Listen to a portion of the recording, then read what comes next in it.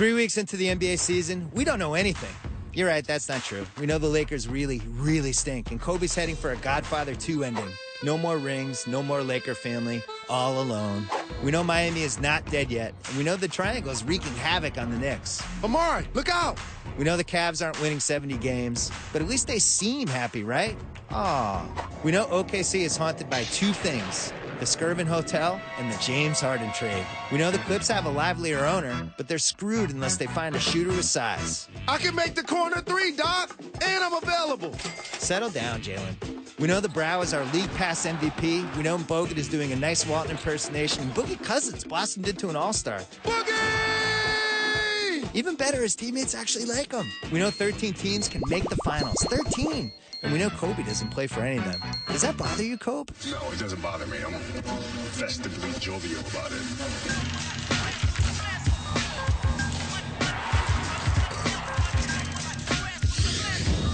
Welcome to the Grantland Basketball Hour, presented by the U.S. Postal Service. Here's Bill and Jalen. Welcome to the Grantland Basketball Hour. I'm Bill Simmons. He's Jalen Rose. Jalen's bat will be joining us later. We'll also talk to Grantland Zach Lowe about OKC and ESPN.com's Ramona Shelburne about the Lakers. Do it, Jalen. We got to give the people. What do we give them? Give the people what they want. Yeah. That's what we do. Let's get it. That's what we do. And first of all, your voice is getting better. I've practiced. Are you taking voice lot. lessons? Not at all. You swear to God? Absolutely. All right. Let's do time travel headlines. Jalen, we're going to head into the future.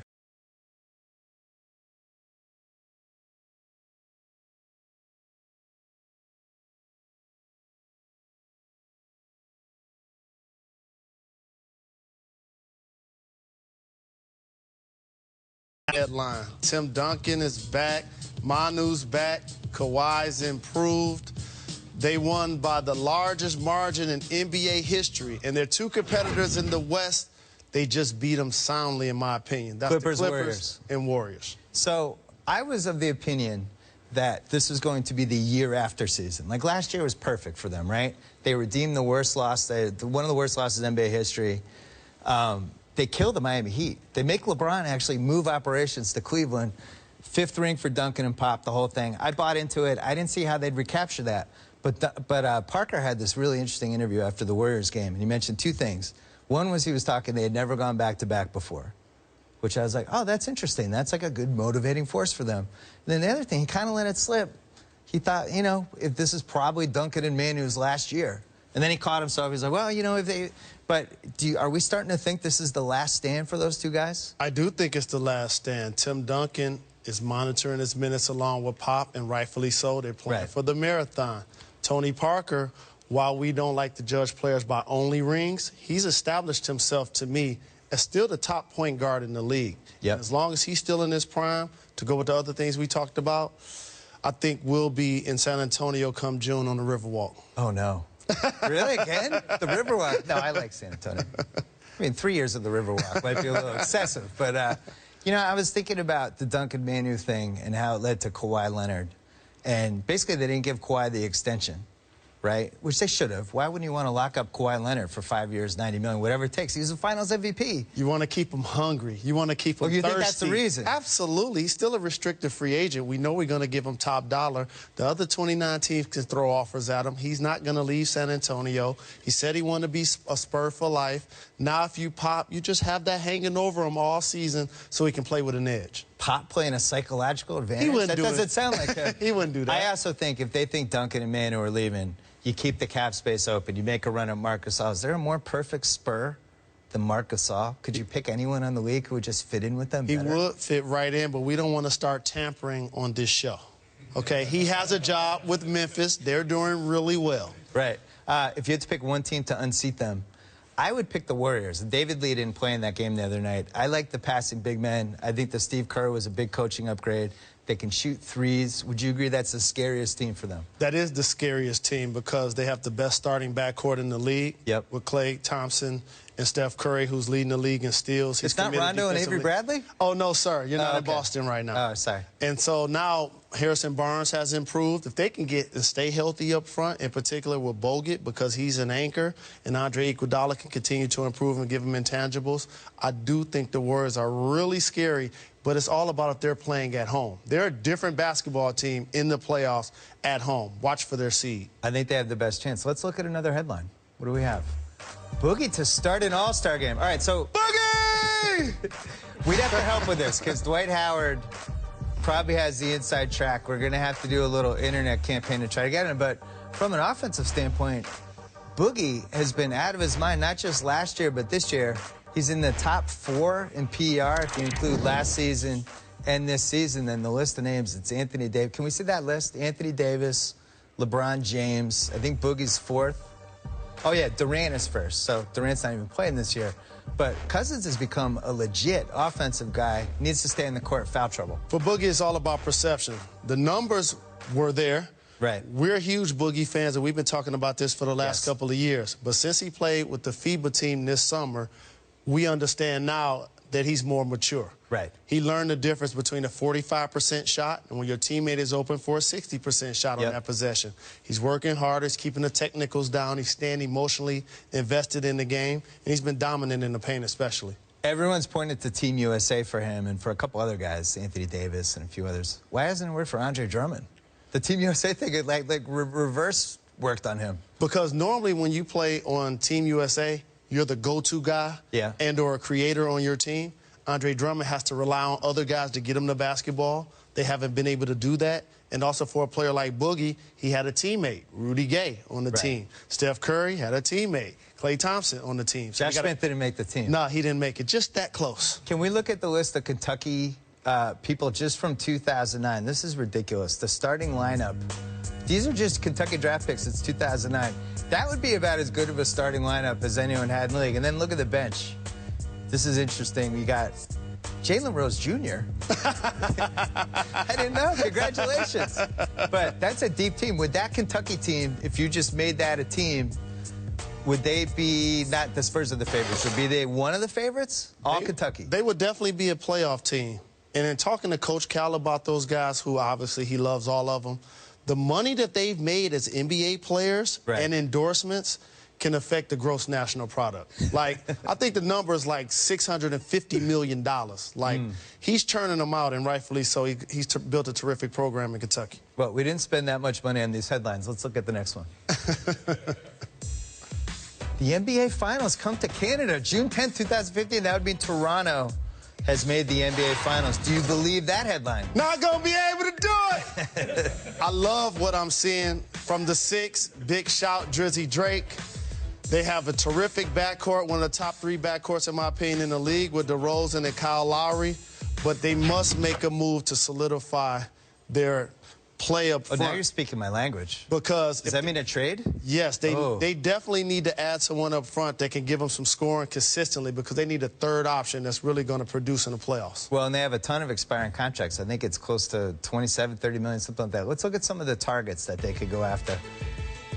All of these guys would help. They have their first-round pick. They had that guy Bruno. Remember they drafted that guy Bruno last year? Nobody knew who he was. Apparently he has trade value. I don't know, but... I was there when they drafted Rafael Araujo. Oh, yeah, you were on that team, Rafael. Absolutely. Yeah. Yes, thank you. That one didn't work out. I think they took him over Andre Iguodala. Yes. But, you know, the thing with Toronto is I'm not sure they're the team right now that we're going to see in March. They do have a trade to make. And, you know, they need some luck. Cleveland needs to maybe not reach its potential. The Derrick Rose thing needs to play out in a way that goes Toronto's way. I'm not willing to rule them out to make the finals, though. I'm not ruling them out, but there's a second tier happening in the East, in particular with Washington and Toronto and Miami. I put them in that conversation. Okay. But the Cavs and the Bulls, in my opinion, are clearly the 2 best teams, obviously, in the East. Kyle Lowry's best game is now on par with just about any other point guard's best game. Like, he killed the Celtics last week. I haven't been to a game by Chris Paul where he did to a team what Kyle Lowry did to the Celtics last week in 2 years. And I don't think we talk about Kyle Lowry enough as a big guy. I love seeing Rajon Rondo back in the lineup, but I got to tell you a secret. Everybody's killing the Celtics these days. I don't like all these Celtic shots. But did you notice We're surrounded by Celtic posters. How dare you? I saw Jeff Green up there. You trying to dump him off on somebody. But Kyle Lowry, he's a power guard. Right. Okay, he can hit you with his shoulder, make the jump shot mid-range, shoot the three off the pick and roll action and in transition. He can finish at the hoop, but he's growing into being a floor general where he tries to see if Terrence Ross is going. I like floor general, He tries to see if DeRozan is going. Then all of a sudden he tries to take over when the team needs him most. Well, somebody who doesn't do that is our next headline, and this is probably the biggest issue with them. January 8th, 2015, Cavs deny shopping Kyrie. Kyrie Irving, very talented, but I think the difference between 2011, Wade and Bosch, they're sacrificing some of their stats because they want to win. But one of the reasons they did that sacrifice is because they had put up stats. They had done stuff in the league. Wade had already won the Finals MVP. Bosch was a 24-10 guy. Kyrie hasn't done anything. Can you ask somebody who hasn't done anything yet, who's still trying to prove himself as a player, to now sacrifice himself for the team? Well, the one player people are going to be talking about is Eric Bledsoe, who's also a Rich Paul client. You mean for a trade? For a potential trade, if that headline comes true. But if I'm the Cleveland Cavaliers, I find a way to make it work with Kyrie. He's a young player. He's a terrific offensive player. He's terrific handling the basketball, getting shots for himself. He's going to learn how to get others involved. He's been an all-star. He's been an all-star MVP. Come on, he was an all-star because everybody got hurt. No, it matters. Rondo got hurt and Rose got hurt. No, it matters when you were two away from being an all-star that season. It matters the things he's accomplished so far in his career. Well, one thing with Kyrie, I feel like there's a fork in the road for him. And I wish we thought of the animation for this, but I just thought of this today. He can go the Francis Marbury way, right? Where you're just a scoring point guard, but your teams don't win. Or you go the Parker way, where you can turn it on and off. You're still a scoring point guard, but you're a team player, and you kind of pick your spots. That's what he has to do. Well, I'm going to tell you something the first two guys didn't have that he has. A Hall of Fame player to play with. Right. Okay, and now he has LeBron James, who, as his career progresses, LeBron's not going to be the one to be the guy that pushes it on every fast break. He has to initiate the offense all of the time. That's why you have Kyrie, and I think they're going to allow him to grow into his game. Last headline, let's see it. Oh, that's tomorrow. Wow. What's wrong with the Clippers? Jalen, what is wrong with the Clippers? The Clippers, I was at the game where they played against the Sacramento Kings, and I was really disturbed that Boogie Cousins was almost like the pitcher that everybody else is 12 and under, and he's 16. He was almost like the bully on the block, literally. He had more points and rebounds than Blake and DeAndre put together. Right. And when that happens, that dynamic clearly needs to be ironed out, and that's something that they also need to address. But also on the wing, who's going to play defensively? That 6'7" to 6'9" position? It's glaring because they're doing this three-guard offense the last 6 minutes. And, like, I went to the Spurs-Clippers game. They had Jamal Crawford and Kawhi Leonard. That's not going to work. Yeah, he's too small. You know what? You ever see the movie Fight Club? You probably didn't. Anytime I throw a movie at you. So, in Fight Club, spoiler alert, Ed Norton starts fighting himself at the end of the movie. He's basically had an alter ego. I think Doc the GM and Doc the coach are going to get in the fight because Doc the GM has let down Doc the coach this year. And he put this team together. It's basically just guards and big guys, and there's nobody in between. I don't know how you solve that. That's been a glaring weakness for the last couple of years. And what gets you to the next level in the Western Conference, that small forward position is crucial. Right. Kevin Durant, Kawhi Leonard. You have Harrison Barnes playing good basketball. So if you're going to come out of the West, you have to have a productive player at that position. That was a big promotion for Harrison Barnes. Durant, wow. All I know is Perry Jones III put up 32 against them. He did. He had his career high multiplied by 4 against them. And Kawhi Leonard tied his career high against them as well. I have a Blake Griffin point quickly. Remember Barkley in the mid-'90s became infatuated with three-point shots and kind of being this guy who backed people down and tried to be like a Michael Jordan-type creator? And you watch him and you think, you're Charles Barkley. Like, just crash the boards, run the floor. That's what you do. I wonder if Blake is kind of losing his identity for what he is. He's a great athlete who crashes the boards. He's relentless. He's a freak of nature. I don't want to see him shoot 22-footers. What happens when you're a young player and you're so athletic the way he is, and he's posterized so many players, and all of a sudden he wants to prove to everybody, I can shoot. Right. And I can shoot with range. But when you're guarding him and he shoots a jump shot, you're like, Yeah, thank you. I'll live with that. Thank you. And if he makes enough of them, then you have to get up on him. It's almost like allowing the defense to take a break, or you letting them off the hook when you shoot jump shots. You have to mix up your game, but again, don't fall in love with the jump shot. Well, neither of us like how the Clippers are playing. You know who else doesn't like it? Clairvoyant Bill, our old friend. He,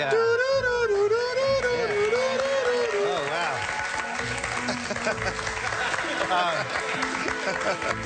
So, Clairvoyant Bill, he smells something in the air. Smells a trade. Smells a signing first. Ray Allen. Is he on a team yet? He's not on the team yet. Did he play with Doc Rivers before? That did happen. Would he like to live in Los Angeles? Who wouldn't? They signed Doc Rivers. Who does that make expendable, Jalen? Unfortunately, it may make Jamal Crawford or J.J. Redick expendable. Jamal Crawford. Clairvoyant Bill wonders, is there a Jamal Crawford, Tony Allen trade that makes sense for both parties? A little more scoring for Memphis, a little defense for the Clippers. On paper, it makes sense for both teams. Memphis does need another ball handler that can create. The Clippers do need another perimeter defender. And you know how I feel about Tony Allen. Grit and grind. Oh. Crazy Belated glue. smoke. The grandfather. Wow. Thank you.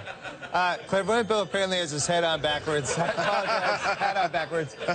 Zach Lowe is up next. We will be back. The Grantland Basketball Hour is... Say hello to Grantland.com, Zach Lowe. Get low. We are going to...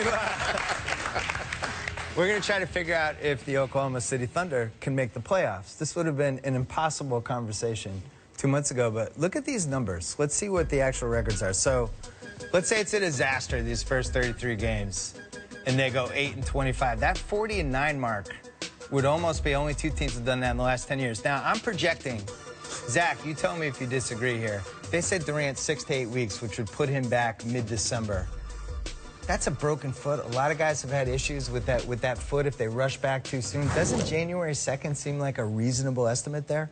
I mean, it's tricky, right? We just don't know. That was they made it very clear that was just an estimate based on previous injuries. They weren't saying that was his timetable. But, you know, if he gets back toward the end of that and the 8-week portion of it, that's mid-December, I think they'll be fine. But if it's later than that, then this discussion becomes a lot more serious. And 6 to 8 is optimistic when they did that, Jalen. And also, Russell Westbrook is going to be back before Kevin Durant. Right. And he's one of the top 10 players in the league. And Scott Brooks has done a really good job of getting this basketball team to play hard with Serge Ibaka, Perry Jones. Now they got Jackson back in the lineup. You get Morrow back in the lineup.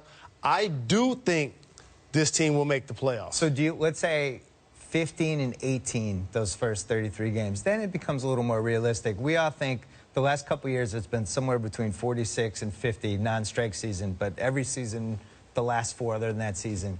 So let's say they need 48 to get there. Is that, or you think it's a little lower? I think that's about right, and I'm Okay. optimistic. 8 of their next 12 games are against, like, for sure lottery teams. So they get through that 12-game stretch. Let's say they go 6-6.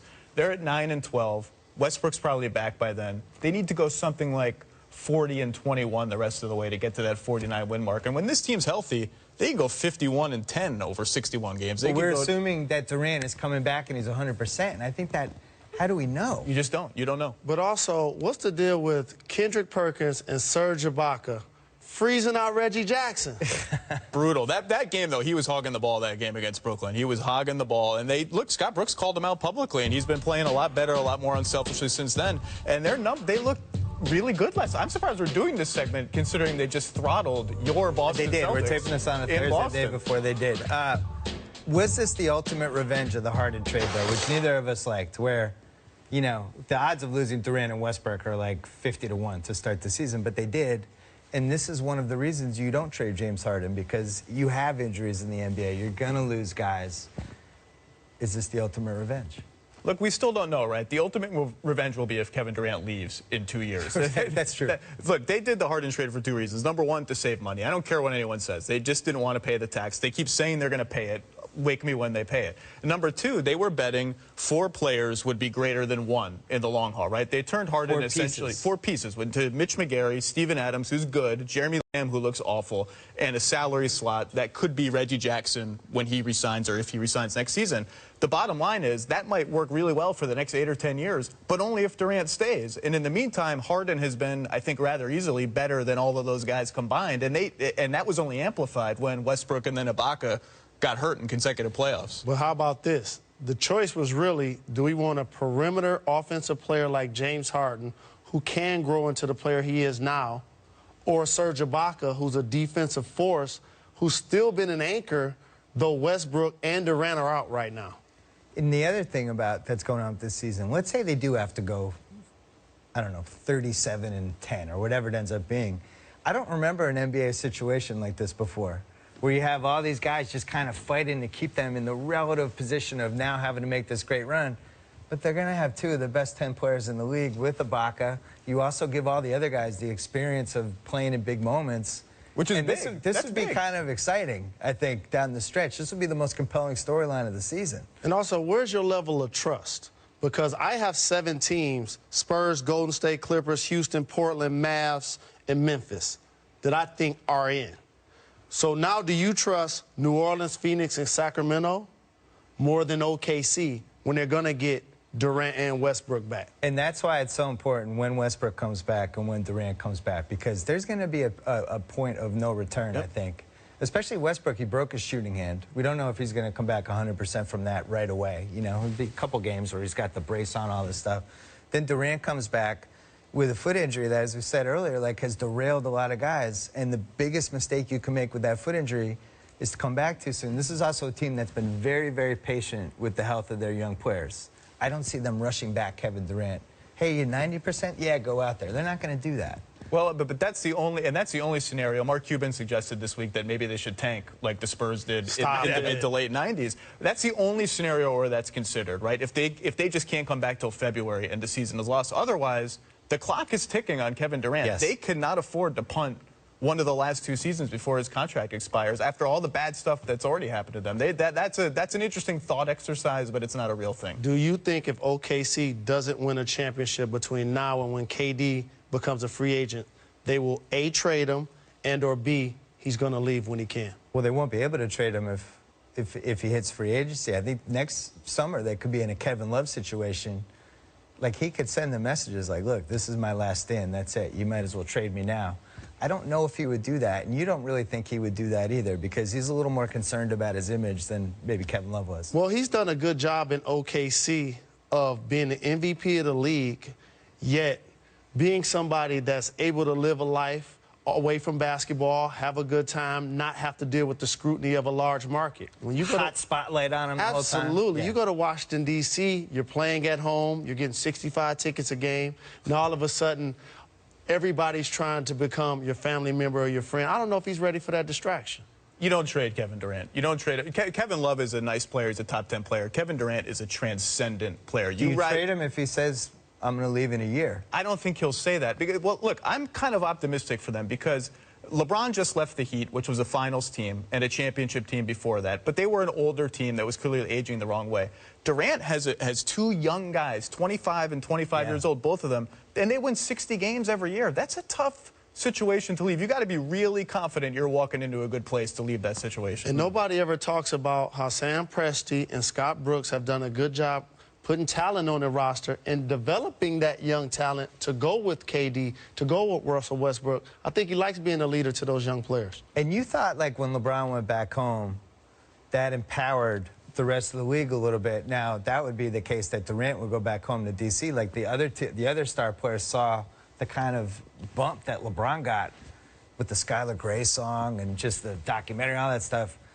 I wonder if that factors into KD at all. But that's not necessarily his personality, and he's already an MVP in OKC. Right. He doesn't necessarily have to chase it. He's been to the finals. As long as he and Russell are together, they have a chance to be special. I'd rather play with Russell Westbrook and Serge Ibaka over John Wall and Bradley Beal, and by a significant margin. I would too. To me, that's not. If it's basketball only, the Wizards have a nice team.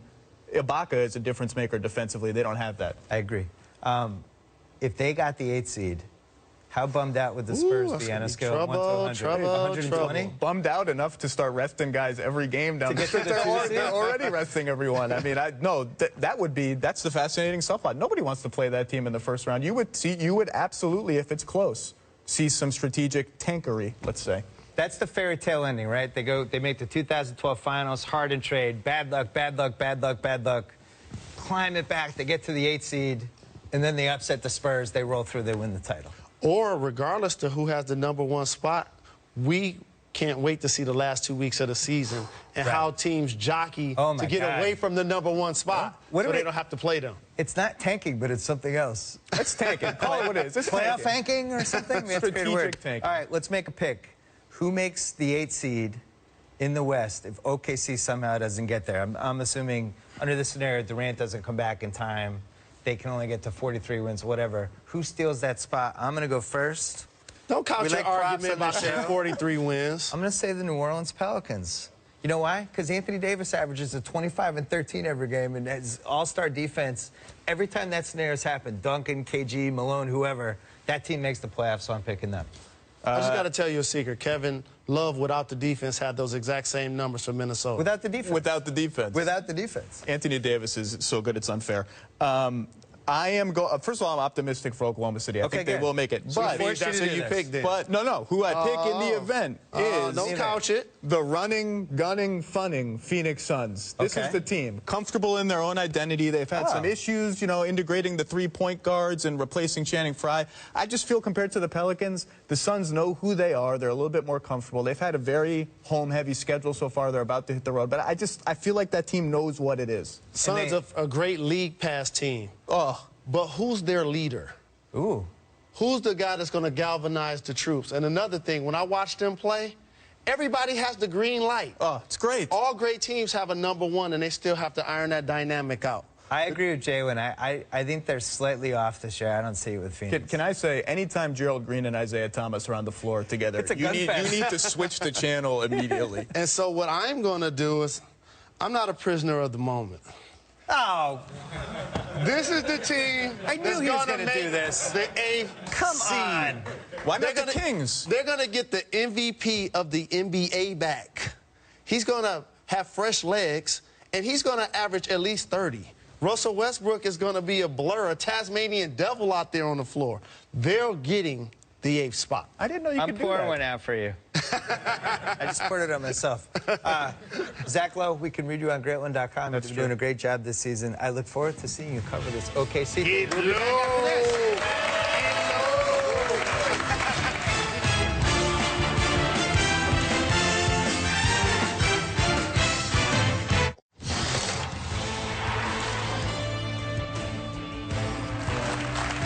The losing Lakers. From ESPN.com, Santa Romana Shelburne. We are going to talk about the Lakers.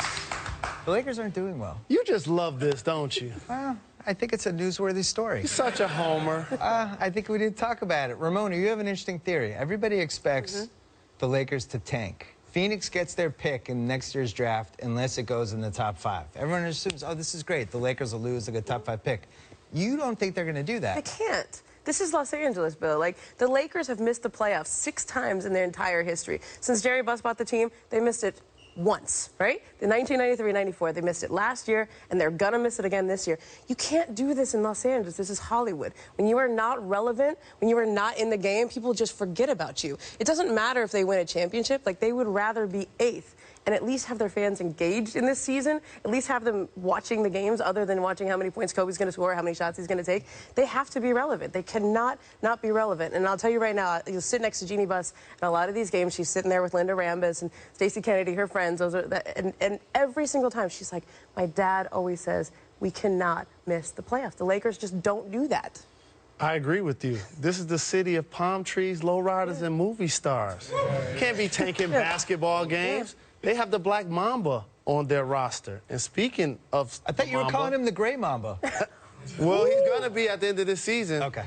And speaking of that, so how long before Kobe just really get so frustrated. That is the question, right? Like, I'm waiting for him to explode. Yes. I mean, I can't tell you how often like Jack and Scanners. I mean, every single time we go by his locker, right? We go by his locker, and it's like, is this the night? Is this the night he is going to just let it rip? And I've checked in with him in the preseason when they were getting blown up by 30. I mean, it's like preseason, so you're like, they just got second teamers in there. It's not that. Are you all right? When when is this gonna turn for you? I'm fine. To this point, he has not lost it, but I feel like it's coming because even though he's saying all the right things, even though he's saying, I want to help Jim and Jeannie continue their dad's legacy, even though this is a process, it's part of my legacy. I know him. You know him. He doesn't sit back for an entire season and watch this go on. Will Kobe play for another team? No. I mean, one. Plotted. Throw him out of there. No. So wait a second. I wanted to go back to one thing you said earlier. The mindset of LA, whereas like if you don't have a hit movie for 2 years, you're not a movie star anymore. You're not. If you're not making a TV show anymore, you're not on TV. You're irrelevant. You don't matter. Do you really feel like that's a big part of how the Lakers think about their position? I think that's how the Lakers think about their position in the city. I mean, like we're in LA, right? When you're an actor and you're not on television, what do? You go get in a play in North Hollywood so that somebody might see you someplace. Yep. So that you can say, well, I'm in a play right now when somebody sees you. Yeah. The Lakers, if they are not in the playoffs, they're nowhere. And they're you have not the relevant. Clippers thing too, Jalen, right? You've been out here for a while. Like, it does feel like I went to the Monday Clippers game. There were some celebs there. It was celeb heavy. It was executive heavy and celeb heavy. I feel like they're kind of on the corner a little bit now. The Clippers have had a couple of good seasons.